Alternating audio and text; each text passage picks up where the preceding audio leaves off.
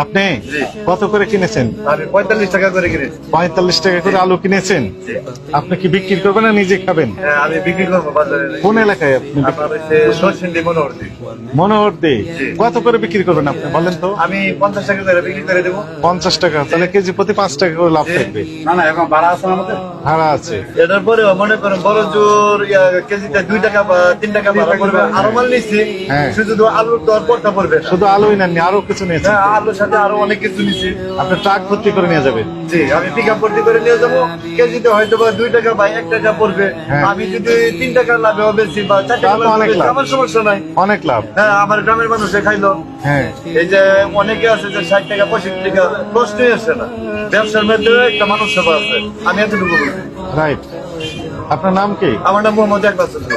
কত বছর যাবত ব্যবসা করেন? আমি 17 বছর ব্যাংকে চাকরি করছি, পরে ব্যাংকে চাকরি ভালো লাগে না, চাইলে আমি ব্যবসা করছি। মনে করুন কোটিপতিরা তো হাজার হাজার লক্ষ লক্ষ টাকা দান করে। Right. আমি দান করলাম না, আমি ব্যবসার মাধ্যমে একটা মানব সেবা করব। এই যে। এটা হচ্ছে আমার লক্ষ্য। এই যে আপনি হচ্ছে বীর পুরুষ। আমি মানুষকে মারবো না তো, আল্লাহ আমার দিবে। হ্যাঁ, আপনি ঠিক বলেছেন। আপনাকে ধন্যবাদ। জি, আমার জন্য দোয়া করবেন। হ্যাঁ, আপনি যে ভালো কাজ করছেন। আপনার নাম বললেন? মোহাম্মদ একবার একলাস সাহেব।